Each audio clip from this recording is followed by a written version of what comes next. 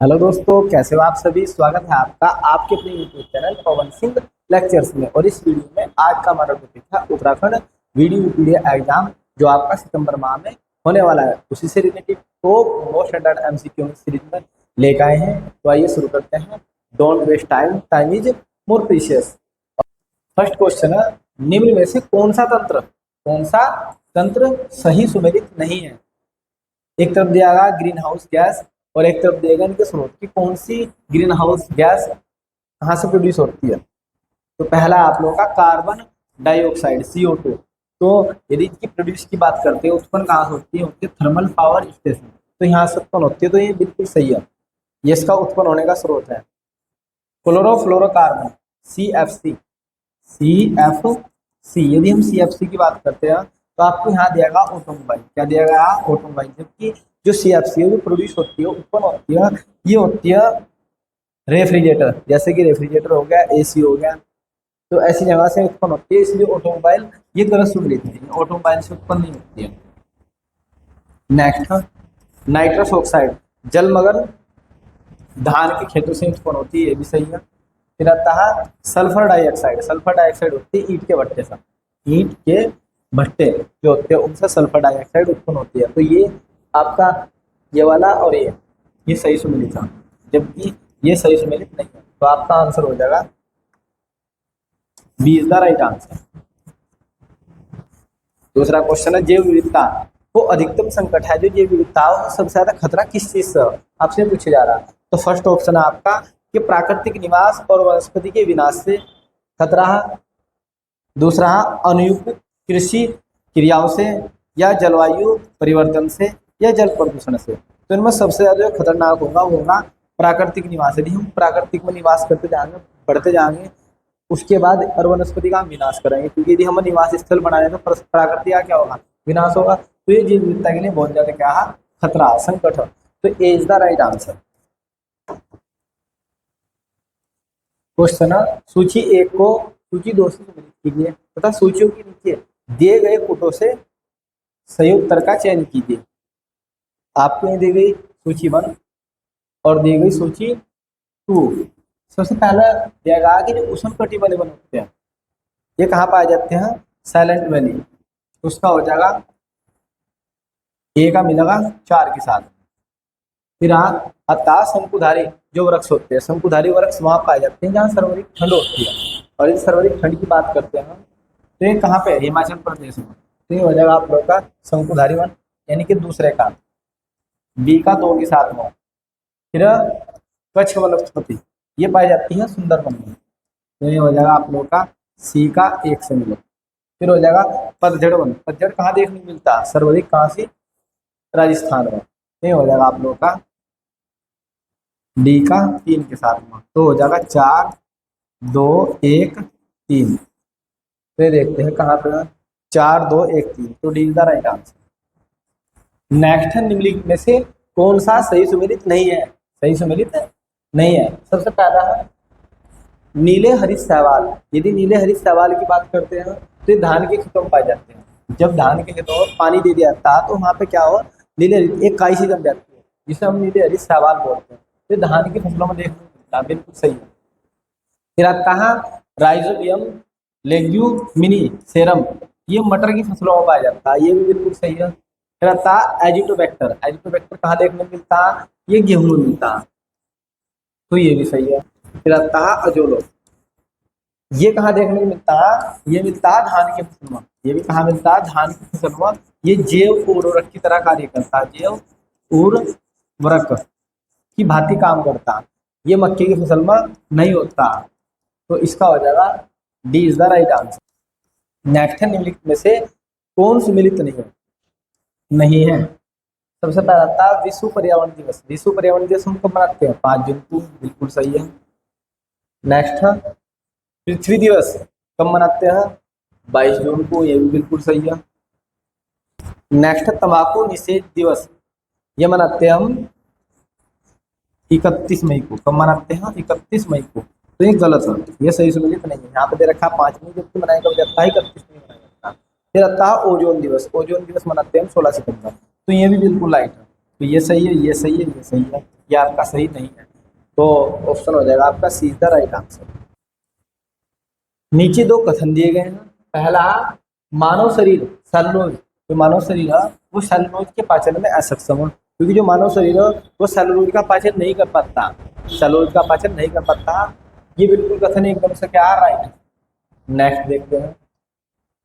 Next है, मानव शरीर में स्टार्च स्टार्च अपघटन एंजाइम डाइजेस्ट विद्यमान रहता है। ये भी कथन सही, क्योंकि जो मनुष्य होता है, मनुष्य की लार मैंने लाइसोजाइम और टाइलिन ये एंजाइम पाए जाते हैं, और ये क्या करते हैं, जो स्टार्च होती है उसे मल्टोज में तोड़ देते हैं, और मल्टोज से क्या में टूटता है, ग्लूकोज और सुक्रोज में टूट जाता है। तो ये आप लोगों का सही हो जाएगा।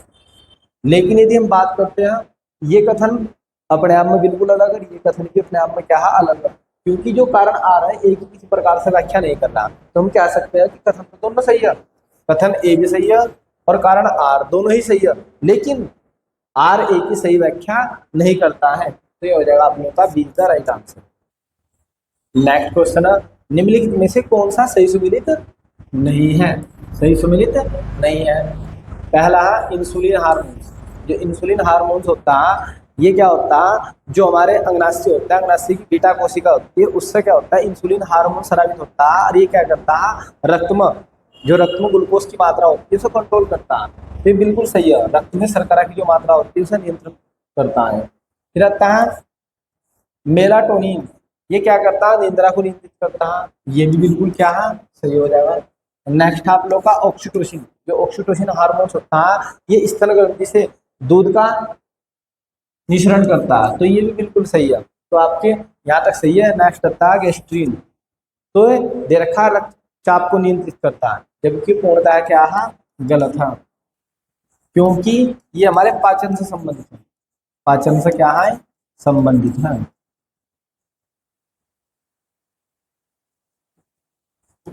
किससे संबंधित है, पाचन से। तो गैस्ट्रीन जो हार्मोन्स है हमारे पाचन से संबंधित है, ना कि रक्त नियमन से। तो हो जाएगा D is the right answer, ये सही सम्मिलित नहीं है। नेक्स्ट, सूची 1 को सूची 2 से सम्मिलित कीजिए तथा सूचियों के नीचे दिए गए कूटों से सही उत्तर का चयन कीजिए। पहला दिया गया आपको उत्पाद, दूसरा आपको स्रोत। यदि हम अफीम की बात करते हैं, अफीम अफीम ये फल से प्राप्त होता है, किससे, फल से। तो ए का 3 के साथ मिलान होगा। फिर आता है हींग, हींग यदि हींग की बात करते हैं तो जड़ों से प्राप्त होता है, किससे प्राप्त होता है, जड़ों से। तो बी का मिलेगा 2 के साथ में। फिर आता है रबड़, रबड़ प्राप्त होती है तने से, कहाँ से, तने से। तो सी का मिलेगा 4 के साथ में। फिर कुकेन, कुकेन प्राप्त होता है छाल से, तो ये हो जाएगा डी का मिलेगा 1 के साथ में। तो ऑप्शन हो जाएगा 3 2 4 1, 3 2 3 2 4 1। तो ऑप्शन हो जाएगा B is the right answer, B is the right answer. Next, नीचे 2 कथन दिए गए हैं, उन पर विचार कीजिए। अभिकथन ए, भारत में न्यायिक पुनर्निरीक्षण का क्षेत्र सीमित है। तो ये बिल्कुल सही है, क्योंकि मूल संविधान के अनुसार इसकी व्याख्या की जाती है। नेक्स्ट, भारतीय संविधान में कुछ कुछ उधार की वस्तुएं हैं, तो ये भी सही है। जैसे विधि के समक्ष समानता ब्रिटेन से लिया गया है, विधि के समान संरक्षण अमेरिका से लिया गया है, मौलिक अधिकार अमेरिका से लिए गए हैं, और मौलिक कर्तव्य रूस से लिए गए, और नीति निर्देश तत्व आयरलैंड से लिए गए। तो ऐसी जो ये चीजें हैं ये हम ना दूसरे संविधान से, दूसरे देशों के संविधान से उधार लिए, तो ये बात भी बिल्कुल सही हो जाएगी। यदि मैं बात करूं, कथन ए भी सही है और कारण आर भी सही है, लेकिन जो कारण आर है वो ए की व्याख्या नहीं कर रहा, इसके बारे में कुछ नहीं बोल रहा, ए के बारे में कारण आर कुछ नहीं बता रहा। तो इसलिए हम कह सकते हैं कि ए तथा आर दोनों सही है, किंतु आर ए की व्याख्या नहीं करता है, स्पष्टीकरण नहीं देता। तो हो जाएगा B is the right answer. Next है, नीचे 2 कथन दिए गए हैं। अभिकथन ए, अभिकथन ए कहता है कि चुनाव की घोषणा होती है, जैसे चुनाव की घोषणा होती है तो राजनीतिक दलों को एक आदर्श आचार संहिता का पालन करना होता है। तो एक कथन सही है, क्योंकि जब भी चुनाव आते हैं तभी उससे पहले क्या होता है, कुछ दिन पहले आचार संहिता लग जाती है और उसका पालन करना होता है। कथन यानी कि कारण आर, आदर्श आचार संहिता को संसद ने अधिनियमित किया था। दूसरा कथन ये बोलेगा, जबकि ये कथन गलत है, क्योंकि इसका रीजन है जो चुनाव आयोग होता है, चुनाव आयोग ये क्या करता है, आचार संहिता को लागू करता है, अधिनियमित करता है। यहाँ बोलेगा कि संसद अधिनियमित करती है, तो इसलिए गलत हो जाएगा, क्योंकि जब चुनाव होते हैं चुनाव आयोग ही क्या करता है, आचार संहिता को अधिनियमित करता है। तो इसलिए आप लोगों का ये कथन गलत हो जाएगा। तो ये आपका ऑप्शन हो जाएगा कि ये तो सही है, ये तो सही है, किंतु आर असत्य है। तो ये हो जाएगा सीधा राइट आंसर। नेक्स्ट क्वेश्चन है कि संघ के मंत्रियों के लिए पद की शपथ का प्रारूप भारतीय संविधान की तीसरे अनुसूची में, जो भारतीय संविधान की तीसरी अनुसूची है वह शपथ से संबंधित है, तो उसमें किस किस का उल्लेख किया गया है इसमें ये दर्शाएगा आप लोग को, और उसके अनुसार ही आपको उत्तर का चयन करना। दूसरा, उच्चतम न्यायालय के मुख्य न्यायाधीशों द्वारा ली जाने वाली शपथ का भी क्या है उसके अंदर प्रारूप है। फिर आता है नेक्स्ट, भारत के राष्ट्रपति के पद की शपथ का प्रारूप है तीसरी अनुसूची में। फिर आप लोगों को संसद के सदस्यों द्वारा ली जाने वाली शपथ का भी प्रारूप तीसरी अनुसूची में है। तो आपको बोलेगा, तो यहाँ से आपको देखना है कि नीचे दी गई कोटों का प्रयोग करके सही उत्तर का चयन कीजिए। अब हम पहले की बात करते हैं, जो संघ के मंत्री है, संघ के क्या केंद्रीय मंत्री है, तो उनका जो शपथ का प्रावधान हो तीसरी अनुसूची में, तो ये बात बिल्कुल सही हो जाएगी। नेक्स्ट है, उच्चतम न्यायालय के जो मुख्य न्यायाधीश है यानी कि जो CJI है, चीफ जस्टिस ऑफ इंडिया, और उनके जो अन्य पद अधिकारी है, तो उन्हें जो शपथ दिलाई जाएगी वो तीसरी अनुसूची के अनुसार ही दिलाई जाएगी। तो ये भी कथन सही हो जाएगा। जब क्या था कथन तीसरा, भारत के राष्ट्रपति के लिए पद की जो शपथ का प्रारूप है वो तीसरी अनुसूची में उल्लेख नहीं किया गया। तो ये तीन व्यक्ति है जिसमें तीसरी अनुसूची में नहीं है, राष्ट्रपति है, राज्यपाल है और उपराष्ट्रपति। उपराष्ट्रपति की शपथ का प्रावधान तीसरी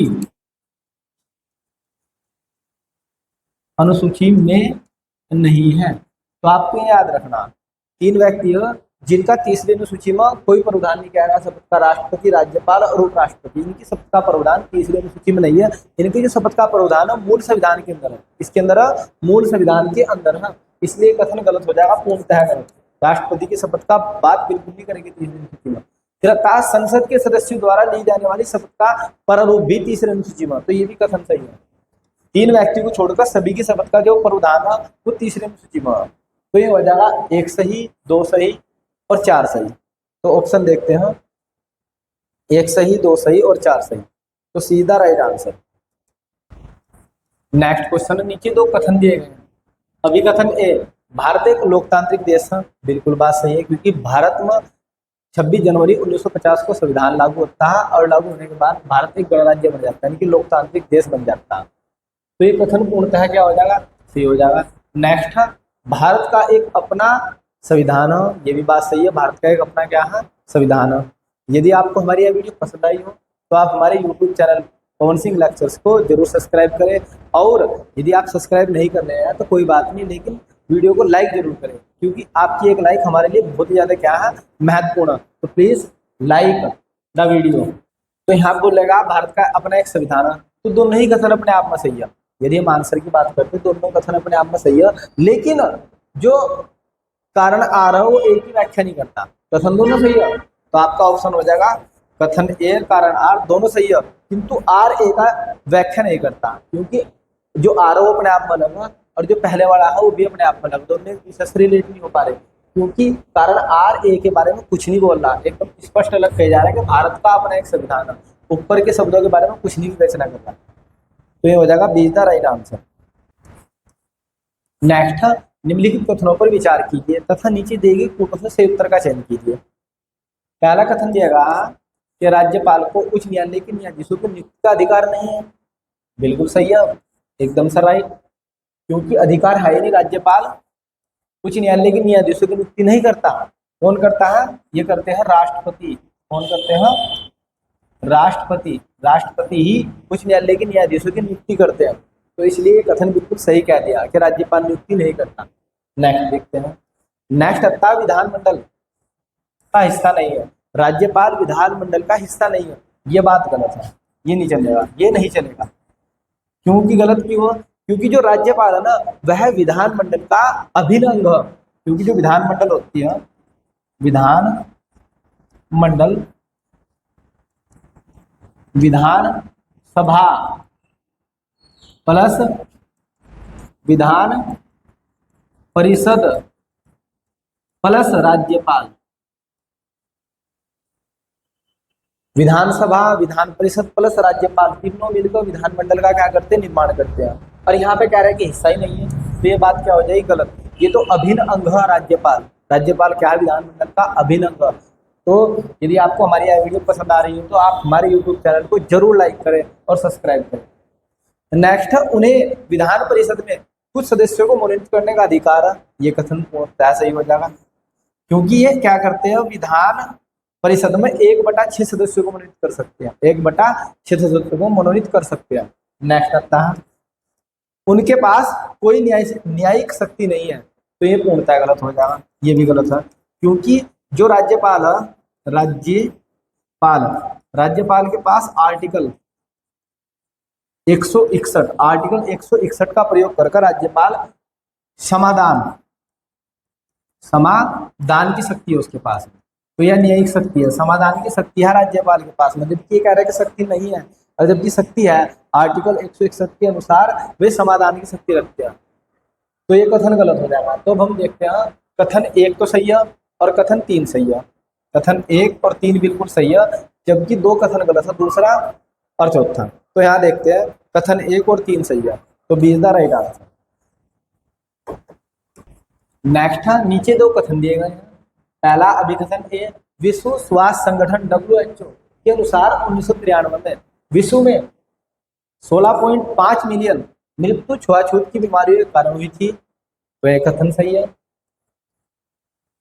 नेक्स्ट कथन आर, स्वास्थ्य नियोजन के बिना नगरीकरण के कारण इस प्रकार की बीमारियां फैलती है, तो ये भी कथन सही है। और जो आप लोगों का कथन ए है, कारण आर उसकी व्याख्या भी करता है, क्योंकि बोला कि यदि स्वास्थ्य नियोजन के तरीके हम नहीं अपनाएंगे, ठीक है, और तो ऐसी बीमारी आप लोगों को क्या है, देखनी पड़ेगी। यानी कि ऐसी बीमारियां फैलती है, श्वास से संबंधित बीमारियां, और उसमें लोगों की मृत्यु होती है। तो ये WHO का आंकड़ा है, तो ये बिल्कुल सही है। तो ये आपका हो जाएगा कि कथन ए और आर दोनों सही होंगे, किंतु ए आर का सही व्याख्या भी करता है। नेक्स्ट क्वेश्चन है, सूची 1 को सूची 2 से सम्मिलित कीजिए तथा सूची के नीचे दिए गए पुटों से सही उत्तर का चयन कीजिए। एक तरफ दिया सूची, इसमें दिए गए उद्योग, दूसरी ओर सूची दी गई, उसमें दिए गए केंद्र के कहाँ से कौन सी वस्तु निर्मित की जा रही है। पहला, खेल का जो सामान, तो खेल का सामान सर्वाधिक मेरठ में बनाया जाता है।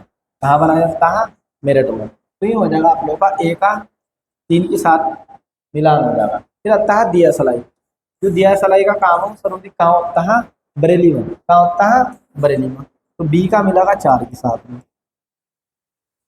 फिर आता है पीतल का जो सामान है, पीतल का सामान बनता है मुरादाबाद में। कहाँ बनता है, मुरादाबाद में।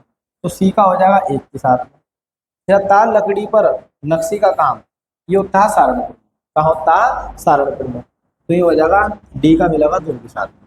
तो ऑप्शन हो जाएगा 3 4 1 2, 3 4 1 2, 3 4 1 2, ये हो जाएगा B is the right answer. Next है, निम्नलिखित में से कौन सी धातु चाकू से काटी जा सकती है। तो चाकू से जो काटी जाती है वो होती है सोडियम धातु। सोडियम जो धातु होती है, इसका ज्वलनताप अत्यंत कम होता है और ये वायु के संपर्क में आते ही आग पकड़ लेती है, इसलिए इसे अधिकतम मिट्टी के तेल में डुबो कर रखा जाता है। आप लोगों से पूछ रहे हैं कौन सी ऐसी वस्तु है जिसे मिट्टी के तेल में डुबो कर रखा जाता है, केरोसिन के तेल में। ये हो जाएगी सोडियम, और ये चाकू से आसानी से काटी जा सकती है। नेक्स्ट है, चिपको आंदोलन संबंधित है। जो चिपको आंदोलन है वो वन संरक्षण से। नेक्स्ट है, इलायोप्लास्ट संग्रहित करते हैं, तो ये करते हैं वसा को संग्रहित, तो सीधा राइट आंसर। नेक्स्ट है, वर्षा ऋतु में लकड़ी के बने दरवाजे जो फूलने का कारण है वो क्या है, तो ये हो जाएगा अंतः शोषण, तो B is the right answer. Next है, जब बर्फ पिघलती है तो जिसका आयतन है उसका आयतन पहले तो घटता है, पहले क्या होता है, घटता है, और फिर क्या हो जाता है, बढ़ता है, तो ये हो जाएगा C is the right answer. Next, Chabahar बंदरगाह किन देशों द्वारा संयुक्त रूप से बनाया जाएगा, तो ये बनाया जाएगा ईरान, अफगानिस्तान और भारत। तो A is the right answer. Next, Bharat का 29वां राज्य कौन सा है? यदि हम भारत के 29वें राज्य की बात करते हैं तो ये हो जाएगा तेलंगाना। क्या हो जाएगा? तेलंगाना। इसका जो गठन है वो होता है 2 जून 2014 में। और किस साल होता है? आंध्र प्रदेश से। आंध्र प्रदेश से अलग होकर बनता है। लेकिन राज्य पुनर्गठन द्वारा जम्मू जम्मू कश्मीर को एक कर दिया जाता है। इसलिए वर्तमान में आज कितने हैं? 28 राज्य है। वर्तमान में कितने राज्य हैं? 28 राज्य हैं और 8 केंद्र शासित क्या है? प्रदेश है। तो याद रखना आप लोग। नेक्स्ट, जीव मिल्खा सिंह किस खेल से जुड़े हैं? जो जीव मिल्खा सिंह, ये मिल्खा सिंह के पुत्र हैं और ये गोल्फ से संबंधित है। जो मिल्खा सिंह, मिल्खा भाग आप लोगों ने सुना ही होगा, तो उसी के पुत्र हैं। नेक्स्ट, पनामा पेपर्स स्कैंडल का संबंध है। जो पनामा पेपर स्कैंडल है, यह बड़ी बड़ी हस्तियों के घोटाले से क्या है? संबंधित है। इसमें क्या है? जो बड़ी हस्तियां, इन्होंने कर चोरी और टैक्स से संबंधित चोरियां की है, जिनका उजागर पनामा पेपर द्वारा किया गया है। ये बड़ी हस्तियां, इसमें राजनेता भी संबंधित है। निम्नलिखित राज्यों में किस राज्य की विधानमंडल द्विसदनीय है? द्विसदनीय का मतलब एक निम्न सदन होगा, एक उच्च सदन होगा, और ऐसी है बिहार में। हाँ, बिहार में। तो D the right answer. Next, भारतीय संघ कौन से देश के संघ के सदस्य है? तो ये हो जाएगा संयुक्त राज्य America. A is the right answer. Next, 93वां संविधान संशोधन किससे संबंधित है? तो जो 93वां संविधान संशोधन होता है 2005 में। कब होता है? 2005 में। इसका संबंध शिक्षण संस्थानों में ओबीसी के लिए आरक्षण। तो D is the right answer. Next question है, भारत में राजनीतिक दलों को मान्यता दी जाती है। जो राजनीतिक दल है उन्हें मान्यता कौन देता है? तो ये देता है चुनाव आयोग, इलेक्शन कमीशन ऑफ इंडिया। ये हो जाएगा भारतीय निर्वाचन आयोग द्वारा इन्हें मान्यता दी जाती है। नेक्स्ट, भारत में सूचना का अधिकार किस वर्ष पारित होता है? यानी कि आपसे पूछा जा रहा आरटीआई, राइट टू इंफॉर्मेशन। यदि हम बात करते हैं तो ये होता है 15 जून 2005 में पारित होता है। तो ये पूछे जा लागू कब हुआ? तो 12 अक्टूबर 2005 में लागू होता है। तो दोनों ही तिथि आप लोगों को याद रखनी है। यदि आप लोगों से तिथि आ जाए तो बहुत ज़्यादा क्लोज ऑप्शन हो जाएंगे और बच्चे गलती कर देते हैं। तो ध्यान रखना, यहाँ से पूछे जा रहा है पारित हुआ 15 जून 2005 में पारित होता है। तो पूछे जा लागू कब हुआ? आरटीआई लागू कब होता है? 12 अक्टूबर 2005 में लागू होता है। तो आपका आंसर हो जाएगा 2005। अभी तो आपको यहाँ पे संध्या का इसलिए कीजिए। नेक्स्ट, भारत में केंद्र शासित प्रदेशों की कुल संख्या है। तो भारत में कितने केंद्र शासित प्रदेश है? ये हो जाएंगे 8। नेक्स्ट, भारत का निर्वाचन आयोग है। तो जो निर्वाचन आयोग है यह एक संवैधानिक संस्था है। तो D is the right answer. Next, Lok Sabha में भारत के राष्ट्रपति द्वारा एंग्लो इंडियन समुदाय के कितने सदस्य मनोनीत किए जाते थे? यहाँ पे थे।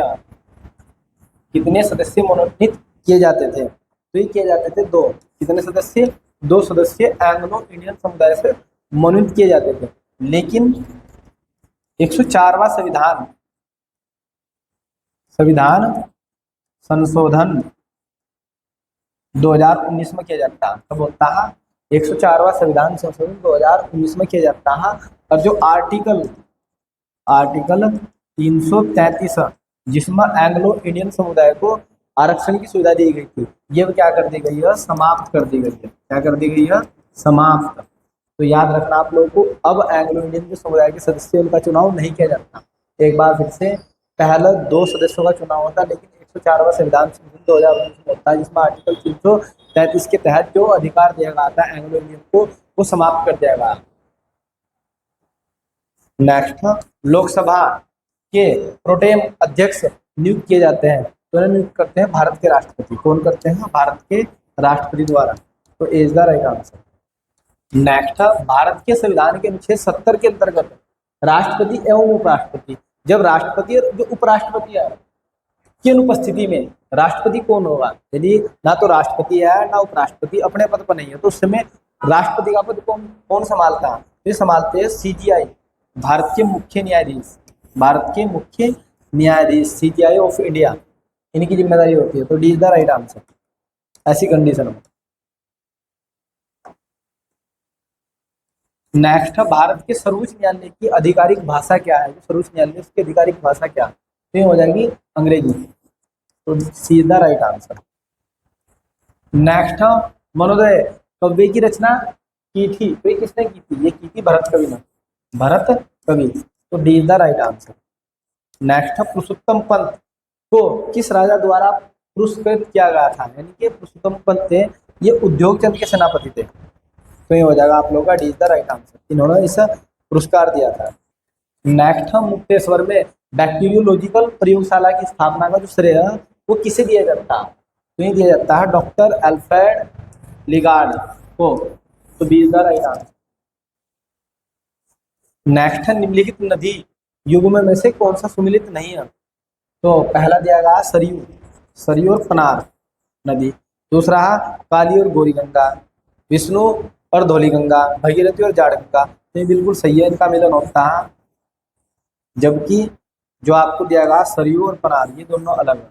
तो ए हो जाएगा राइट आंसर। नेक्स्ट, उत्तराखंड में भाबर पेटी में निम्नलिखित में से किस प्रकार की जलवायु दशाएं पाई जाती है? तो ये पाई जाती है उपोष्ण। तो B is the right answer. Next, Uttarakhand में अट्टा बट्टा क्या है? तो ये अट्टा बट्टा क्या है? विवाहिक व्यवस्था है। क्या है? विवाहिक व्यवस्था। तो B is the right answer. Next, Uttarakhand में निम्नलिखित में से कौन सी पर्वत श्रेणी मुख्य सीमांत भ्रंश और मुख्य मध्यवर्ती भ्रंश के बीच में स्थित है? तो यह लघु हिमालय, इनके बीच में क्या है? लघु हिमालय। तो B is the right answer.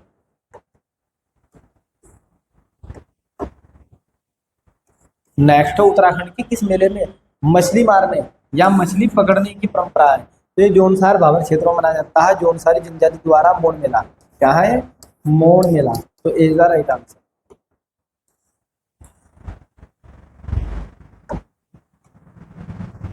Next, Chaufula क्या है? तो ये उत्तराखंड का एक लोक नृत्य। तो C is the right answer. Next, वर्ष 2011 की जनगणना अनुसार उत्तराखंड राज्य में न्यूनतम साक्षरता दर किस जिले की है? तो ये हो जाएगा उधम सिंह नगर। क्या हो जाएगा? Udham Singh Nagar. D is the right answer.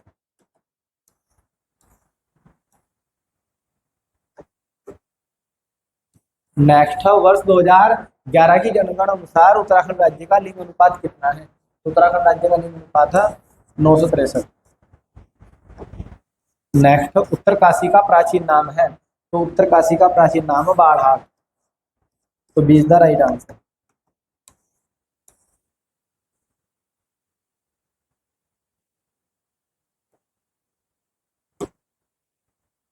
Next, Garhwal regiment का जो मुख्यालय है वो कहाँ पे स्थित है? तो यहाँ पौड़ी गढ़वाल न्यूज टाउन में। तो D is the right answer. Kartikeyapur वंश का जो संस्थापक है वो कौन है? तो कार्तिकेयपुर वंश का संस्थापक है बसंत देव, बसंत देव। तो C is the right answer. इस वीडियो में इतना ही। यदि आपको हमारी यह वीडियो पसंद आई हो तो आप हमारे YouTube channel Pawan Singh lectures को अवश्य सब्सक्राइब करें, लाइक करें, कमेंट करें और शेयर करें। Thanks for watching this video.